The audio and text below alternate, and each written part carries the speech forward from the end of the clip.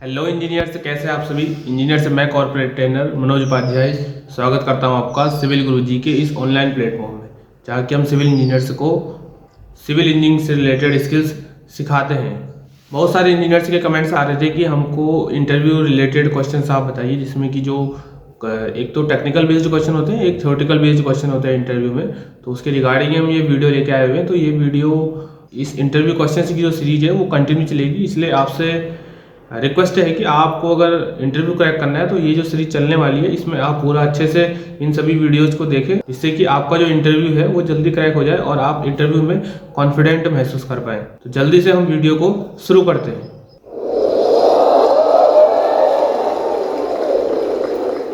जैसा कि हमारे जो इंटरव्यू क्वेश्चन हैं वो बहुत इंपॉर्टेंट होने वाले हैं, जो कि कॉन्सेप्चुअल बेस्ड क्वेश्चन है। तो हम स्टार्टिंग करेंगे। वीडियो को स्टार्ट करने से पहले हम आपको एक इन्फॉर्मेशन देना चाहते हैं कि जिसमें जो हमारी 2 महीने की ऑफलाइन ट्रेनिंग होती है, जिसमें कि हम इंजीनियर्स को ऑटोकैड, एस्टिमेशन, बीबीएस और क्वांटिटी सर्वे, हाईवे, बिलिंग ऐसे इंपॉर्टेंट स्किल्स हम सिखाते हैं। तो अगर आप भी इस ट्रेनिंग को करने के लिए इंटरेस्टेड हैं तो आप दिए गए हमारे हेल्पलाइन नंबर 9111001234 इस नंबर पर कॉल करके आप इस ट्रेनिंग के बारे में और भी जानकारी ले सकते हैं। आइए अब अपने जो इंटरव्यू क्वेश्चंस हैं उनको हम देखते हैं। आप देखेंगे जो हमारा पहला क्वेश्चन है, जैसे कि बहुत बेसिक क्वेश्चन रहता है कि what are the primary responsibilities of civil engineer in building construction. Building construction में एक सिविल इंजीनियर के क्या रोल्स एंड रिस्पॉन्सिबिलिटीज रहती हैं। तो इसमें साइट इंजीनियर की बात नहीं हो रही है, पूरे सिविल इंजीनियर की बात हो रही है। तो आप इसमें कैसा आंसर करेंगे कि civil engineers in building construction are responsible for planning, designing and overseeing the construction process. यानी कि जो बिल्डिंग कंस्ट्रक्शन होता है उसमें एक सिविल इंजीनियर जो रहता है वो पूरे उसको प्लानिंग करने में, डिजाइनिंग करने में और उसके जो कंस्ट्रक्शन प्रोसेस जो होता है उसको करने के लिए रिस्पॉन्सिबल रहता है। और एक जो बिल्डिंग है वो हमारी कैसे कॉस्ट इफेक्टिव बन सकती है, इकोनॉमिकल बन सकती है, इसके बारे में भी जो सिविल इंजीनियर है वो रिस्पॉन्सिबल रहता है। एक इंजीनियर को इंजीनियर तभी कहा जाता है कि जब वो कम पैसे में अच्छा काम करके देता है। अगर एक इंजीनियर ज़्यादा पैसे में अच्छा काम करके दे रहा है तो उसको हम इंजीनियर नहीं कहेंगे। हम एक इंजीनियर उसे कहेंगे कि जो कम पैसे में इकोनॉमिकल वर्क करके दे, ताकि हमारी जो बिल्डिंग है उसकी कॉस्ट अनावश्यक रूप से ना बढ़े। अब हम आते हैं अपने दूसरे क्वेश्चन में। Explain the importance of the project scheduling in construction. तो प्रोजेक्ट शेड्यूलिंग, जैसे कि आप समझ रहे होंगे प्रोजेक्ट शेड्यूलिंग की क्या इंपॉर्टेंस है हमारे बिल्डिंग कंस्ट्रक्शन में।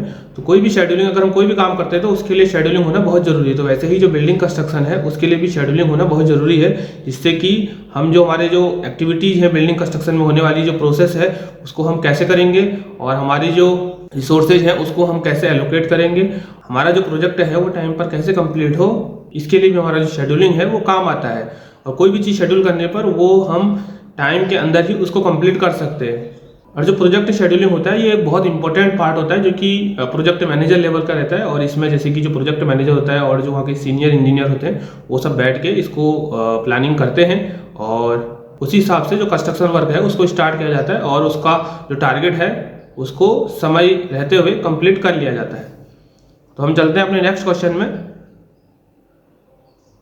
Discuss the importance of quality control in construction. बहुत ही इंपॉर्टेंट क्वेश्चन है जो कि हमेशा पूछा जाता है इंटरव्यू में कि हमारा जो क्वालिटी कंट्रोल है उसका क्या यूज है, क्या बेनिफिट है हमारे कंस्ट्रक्शन में। तो आप समझ रहे होंगे क्वालिटी कंट्रोल जो है वो कंस्ट्रक्शन के पूरे स्टैंडर्ड के हिसाब से देखता है कि ये जो बिल्डिंग कंस्ट्रक्शन हो रहा है ये एज पर IS कोड से हमारा हो रहा है नहीं हो रहा है। तो इसके अंदर बहुत सारे टेस्ट आते हैं, अलग अलग चीज़ के मटेरियल के टेस्ट आते हैं, ब्रिक के टेस्ट आते हैं, सैंड के, सीमेंट के, अलग अलग टेस्ट आते हैं, जिसमें कि जो टेस्ट से रिजल्ट मिलता है वो हमारे जो IS कोड से उनके अकॉर्डिंग मिलना चाहिए। उसके बाद ही हम जो अपना कंस्ट्रक्शन है उसको करवाते हैं।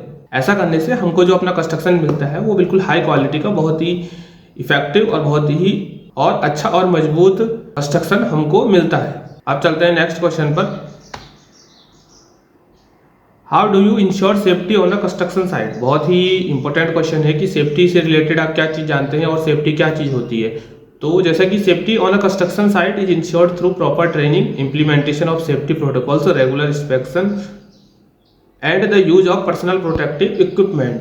तो आप देख रहे हैं कि जैसे जो सेफ्टी होता है बहुत इंपॉर्टेंट रोल प्ले करता है कि क्योंकि जो कंस्ट्रक्शन वर्क है, ये जो कंस्ट्रक्शन वर्क होता है ये बहुत ही जोखिम भरा होता है, जिसमें कि थोड़ी सी भी गलती होने से जो वहाँ के सभी वर्कर्स हैं, इंजीनियर्स हैं, सभी की वहाँ पर जान जा सकती है। तो इसलिए हमको अपनी जो सेफ्टी है उसको पहले ध्यान में रखते हुए हमने कंस्ट्रक्शन वर्क करवाना होता है। तो इसके लिए अलग से ट्रेनिंग होती है, जो इंजीनियर्स रहते हैं सेफ्टी में जो जाते हैं उनकी अलग से ट्रेनिंग रहती है कि कैसे वो साइट पर जाके जो सेफ्टी से रिलेटेड प्रोटोकॉल्स हैं, एक्टिविटीज़ हैं, उनको वो करवा सके। जैसा कि आपने देखा होगा कि बड़े बड़े जो प्रोजेक्ट होते हैं उसमें जो सेफ्टी के प्रोटोकॉल्स हैं उनको बहुत अच्छे तरीके से कंसिडर किया जाता है, ताकि कोई भी अगर इस टाइप की कोई प्रॉब्लम आती है तो जो वर्कर्स हैं वो एटलीस्ट उनकी जान को खतरा ना हो। तो इसमें कि पर्सनल प्रोटेक्टिव इक्विपमेंट आता है, जिसमें कि हेलमेट, जैकेट, शूज, ये सब चीज़ें हमारी आती हैं। नेक्स्ट क्वेश्चन की तरफ बढ़ेंगे। Describe the role of quantity surveyor in construction. जो क्वांटिटी सर्वेयर रहता है वो पूरे प्रोजेक्ट की कॉस्ट को मैनेज करता है और कैसे उसमें कौन सा मटेरियल लगाना है और जो प्रोजेक्ट का कॉस्ट है वो कैसे बढ़ रहा है, कैसे घट रहा है, इस चीज़ पर वो विशेष रूप से ध्यान देता है और हर एक चीज़ की क्वांटिटी को निकाल के वो जो कंस्ट्रक्शन वर्क है उसको करवाता है। कंस्ट्रक्शन वर्क में जो भी वो मटेरियल से यूज़ करता है तो वो अच्छी क्वालिटी के होने चाहिए, जिससे कि हमारा जो कंस्ट्रक्शन है वो एक अच्छा कंस्ट्रक्शन बन सके और एक मजबूत कंस्ट्रक्शन बन सके। नेक्स्ट क्वेश्चन की तरफ बढ़ते हैं। How do you handle material wastage on a construction site. बहुत ही बड़ी प्रॉब्लम रहती है ये कि जो कंस्ट्रक्शन साइट रहती है हमारी उस पर वेस्टेज बहुत ज़्यादा मात्रा में होता है, जिसको कि कंट्रोल कर पाना हर किसी इंजीनियर के बस की बात नहीं होती है। तो उसके लिए बहुत सारे फॉर्मेट्स भी बनते हैं। एक जो बहुत ही इंपॉर्टेंट फॉर्मेट्स रहता है उसमें रिकंसिलेशन फॉर्मेट, रिकंसिलेशन रिकॉर्ड वाला, जिसमें कि हम जो डेली वर्क होता है उसको रिकॉर्ड करते हैं और हमारी जो डेली मटेरियल जितना बच जाता है उसको भी हम उसमें लिखते हैं और फिर हम ये देखते हैं कि जो हमने एक्चुअल में जो हमने यूज करना था और एक्चुअल में अभी वर्क कितना यूज हुआ, तो दोनों का डिफरेंस देखते हैं। उस डिफरेंस को देखते हुए ही हम उस रिकंसिलेशन रिकॉर्ड को बनाते हैं। उस रिकंसिलेशन रिकॉर्ड को हमको पर डे बनाना होता है, जिससे कि हमारी जो क्वांटिटी है वो हम पर डे एनालिसिस कर सकें कि आज हमारी जो क्वांटिटी है जितनी यूज होनी थी उससे ज़्यादा तो यूज नहीं होगी है। अगर हम उसको लास्ट में देखेंगे तो फिर हमारा जो प्रोजेक्ट है उसमें डेली अगर वेस्टेज हो रहा होगा, डेली हमारा एक्स्ट्रा मटेरियल यूज हो रहा होगा, उसको हम लास्ट में रिकवर नहीं कर पाएंगे। अगर वो स्टार्टिंग के फेज में ही पर डे हम देखेंगे हमारा जो मटेरियल्स है वो ज़्यादा वेस्ट तो नहीं हो रहा है, तो जिसकी वजह से हम पूरे प्रोजेक्ट की उस प्रोजेक्ट का अच्छे से वेस्टेज को हम कम कर सकते हैं और ना के बराबर कर सकते हैं। तो material wastage is minimize through accurate planning, efficient use of materials, recycling practices and regular monitoring of inventory levels. इसमें क्या लिखा हुआ है कि रेगुलर मॉनिटरिंग हमको करनी पड़ेगी, कितना कितना हमारा जो मटेरियल्स है वो लग रहा है, और एक्यूरेट प्लानिंग करनी पड़ेगी कि अभी हमको इसमें इतने मीटर क्यूब कंक्रीट की जरूरत है, तो हम उसी हिसाब से अपना जो मटेरियल है, अपना जो एग्रीगेट है, अपने जो सीमेंट बैग्स हैं उसी हिसाब से हम उनको मंगवाएंगे। अब चलते हैं नेक्स्ट क्वेश्चन में। What is the purpose of slump test in concrete. तो स्लम टेस्ट आप सभी जानते हैं कि वर्केबिलिटी के लिए किया जाता है। जो स्लम टेस्ट की वैल्यू रहती है वो अलग अलग स्ट्रक्चर के लिए अलग अलग रहती है, जैसे कि रोड के लिए अलग रहती है, बिल्डिंग के लिए अलग रहती है, डैम के लिए अलग रहती है। और जो वर्केबिलिटी है उससे हमको ये पता लगता है कि जो हमारा कंक्रीट है वो डिजायर्ड प्लास्टिसिटी का है नहीं है, यानी कि जब हम उसको हम जब कास्टिंग कर रहे हैं तो वो हमको वर्क करने में ईजी होना चाहिए और जो हमारी स्ट्रेंथ है उस पर भी कोई इफेक्ट हमारा नहीं होना चाहिए। इसी के लिए हम लोग स्लम टेस्ट करते हैं और ये बहुत जरूरी होता है साइट पर करना, जिससे कि उसकी वर्केबिलिटी को हम आसानी से निकाल पाए। नेक्स्ट क्वेश्चन है, explain the difference between reinforcement concrete and pre stressed concrete. तो रेनफोर्स कंक्रीट और प्री स्ट्रेस्ड कंक्रीट आप देख रहे हैं कि जो हम साइट पर यूज करते हैं तो उसको हम रेनफोर्समेंट कंक्रीट कहते हैं, और जो प्री स्ट्रेस्ड कंक्रीट है उसमें कि हम जो कोई भी कंस्ट्रक्शन वर्क होता है तो उसके जो स्ट्रक्चर है, उसके जो कंपोनेंट है उसको हम अलग अलग वहां बना लेते हैं और उसको साइट पर लाकर असेंबल कर देते हैं, क्योंकि साइट पर जो हमारी क्वालिटी रहती है उसको हमको मेंटेन करना बहुत टफ होता है। इसीलिए हम उसको फैक्ट्री में ही कंस्ट्रक्शन करवा देते हैं और उसके बाद उसको वहां से प्लेसिंग करके हम साइट पर ले आते हैं। प्री स्ट्रेस्ड कंक्रीट रहता है तो वो भी दो टाइप का रहता है, प्री टेंशन्ड, पोस्ट टेंशन्ड। प्री टेंशन्ड में हम जो वायर्स में जो टेंडेंस में स्ट्रेस है वो हम कंक्रीट करने से पहले ही हम उसमें स्ट्रेस जनरेट कर देते हैं, और जो पोस्ट टेंशन रहता है उसमें हम कंक्रीट कास्ट करने के बाद वायर्स और टेंडेंस में स्ट्रेस जनरेट करते हैं। तो ये हमारा बेसिक डिफरेंस होता है रेनफोर्समेंट कंक्रीट और प्री स्ट्रेस्ड कंक्रीट में। नेक्स्ट क्वेश्चन है हमारा, discuss the types of usages of different types of cement. Cement है जो बहुत ही इंपॉर्टेंट रोल प्ले करता है कंस्ट्रक्शन वर्क में, क्योंकि एक बाइंडिंग मटेरियल की तरह काम करता है। ये जो सीमेंट की खोज हुई थी तो 1824 में इंग्लैंड के पोर्टलैंड नामक जगह पर हुई थी, जिसको कि जोसेफ एस्पेडिन ने खोजा था। जो सीमेंट है, सीमेंट के इंग्रेडिएंट्स हैं, अगर उनके प्रोपोर्शन में हम थोड़ा बहुत चेंजेस कर देते हैं तो उसकी जो प्रॉपर्टीज है वो चेंज हो जाती है और एज पर वर्क के हिसाब से हमें जो है सीमेंट को यूज करना पड़ता है। तो बेसिकली अभी यहाँ पर जैसे कि एक ओपीसी होता है हमारा, एक पीपीसी होता है हमारा, एक रैपिड हार्डनिंग सीमेंट होता है हमारा, एक क्विक सेटिंग सीमेंट होता है हमारा। तो ओपीसी आप सभी जानते हैं कि हम लोग इसे अपने सभी वर्क में यूज करते हैं। पीपीसी थोड़ा सा महंगा रहता है, उसको भी हम यूज करते हैं। और जो रैपिड हार्डनिंग सीमेंट रहता है हमारा, इसको हम रोड के पेमेंट में यूज करते हैं, जहां पर कि हमको जल्दी स्ट्रेंथ चाहिए होती है। और जो क्विक सेटिंग सीमेंट है हमारा, इसको हम अंडर वाटर या रनिंग वाटर में यूज करते हैं ताकि ये जल्दी से सेट हो जाए हमारा और हमें ज़्यादा देर सीमेंट को सेट करने के लिए ना रुकना पड़े। और ग्राउटिंग के पर्पज से भी हम क्विक सेटिंग सीमेंट को यूज करते हैं। अब चलते हैं नेक्स्ट क्वेश्चन में। Discuss the importance of water proofing in a building construction.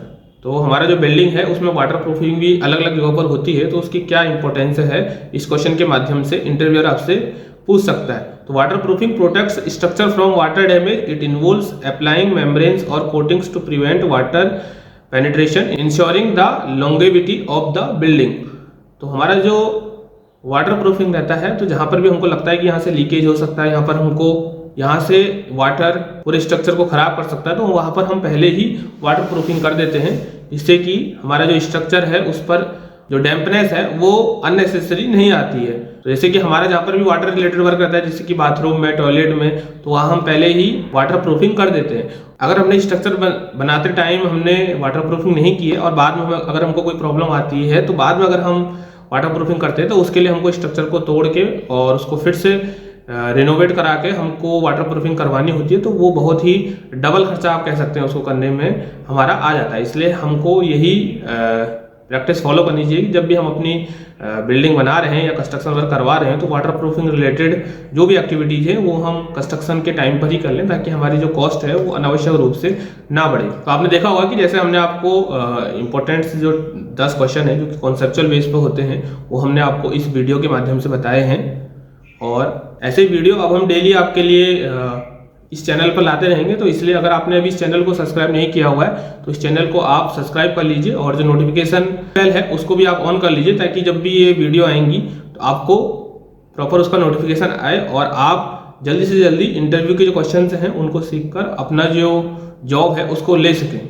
और अगर आप इन चीज़ों को डिटेल में पढ़ना चाहते हैं, जैसे कि आपको अभी इस क्वेश्चन में बताया था, quantity surveyor, billing engineer, quality control, estimation engineer, इनसे रिलेटेड जो स्किल्स रहती हैं उनको आप अगर डिटेल में सीखना चाहते हैं, तो हमारी 2 महीने की ट्रेनिंग है, जिसमें कि हम इंजीनियर्स को AutoCAD, estimation, BBS, quantity survey, billing engineer detail में हम इंजीनियर्स को पढ़ाते हैं। अगर आप भी चाहते हैं कि कंस्ट्रक्शन इंडस्ट्री में कुछ अच्छा करने का और कुछ बड़ा करने का, तो ये ट्रेनिंग आपने जरूर ज्वाइन करनी चाहिए, जिससे कि आप इन फ्यूचर में उस जगह पर पहुंच सकें जहां पर आप पहुंचने के रियल हकदार हैं। तो ऐसे हम वीडियो आपके साथ लाते रहेंगे। अभी इस वीडियो में इतना ही, मिलते हैं आपको नेक्स्ट वीडियो में। तब तक के लिए जय हिंद, जय भारत।